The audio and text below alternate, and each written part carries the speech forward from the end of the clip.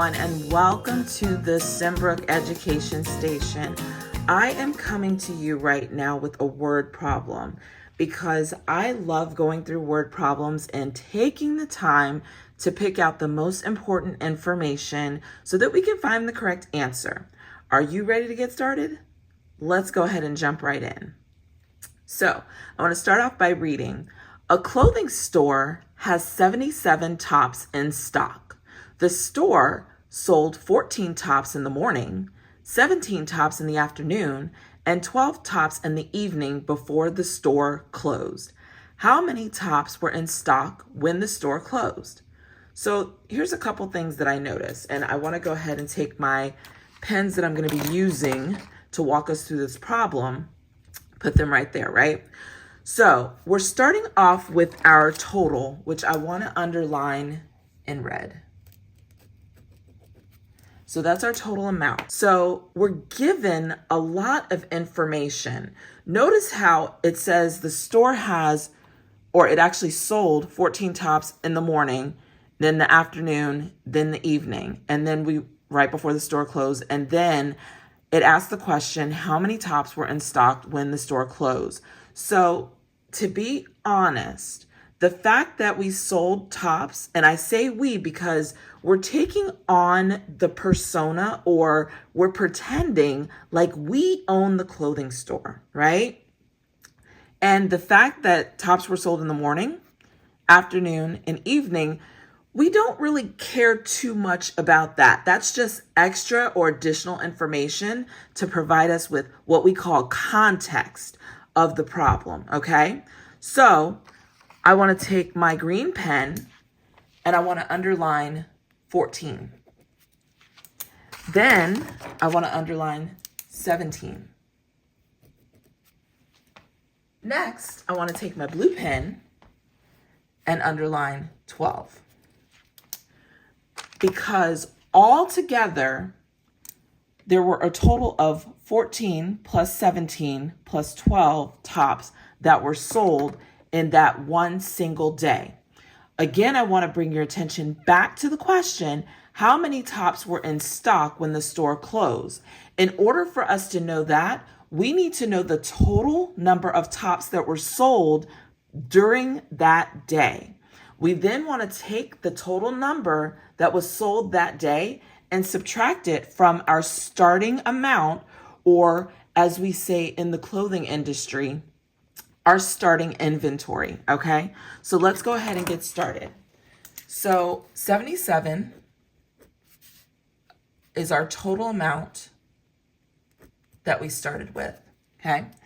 Now, on the right-hand side, I actually want to add 14 plus 17 plus 12, okay? And so if you do not have a calculator, which I don't have a calculator because I typically use my phone, and my phone is actually capturing this video right now. So we are going to do old school math where we add it up in our heads, or in this case, I will just go ahead and add it up on the paper. 4 plus 7 equals 11, right? So then I want to add 2 to that. So 11 plus 2 is 13. So I'm going to go ahead and put my 3 in the ones place, and I'm going to carry my 1, and then I'm going to add 1 plus 1 plus 1 plus 1.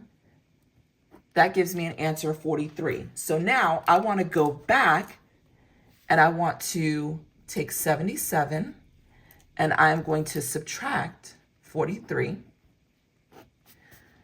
So if I subtract 3 from 7, I get 4.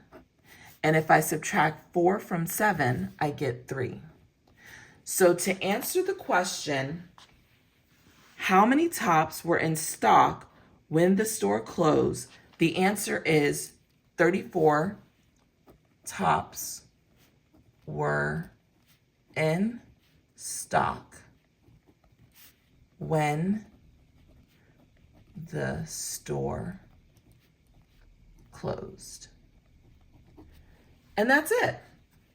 So I hope this gave you an opportunity to practice your word problems, to also get acquainted with or get used to using your reading comprehension skills when you're doing a math problem, because your reading comprehension skills are going to come into play when you are doing word problems that are, of course, math word problems, right? So, parents, students, if you enjoyed this, if this was easy, if I was able to make this simple for you, I'm so glad and I'm so grateful that you decided to take a look.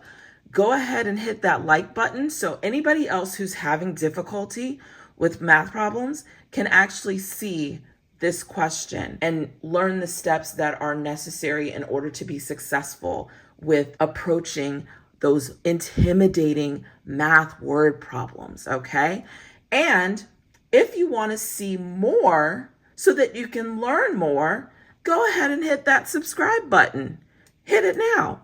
And don't forget to make sure that you have that alert button clicked as well, so that every time I post a new video, you're going to get an alert and you'll have an opportunity to do more math problems just like these. And we can have a little fun too.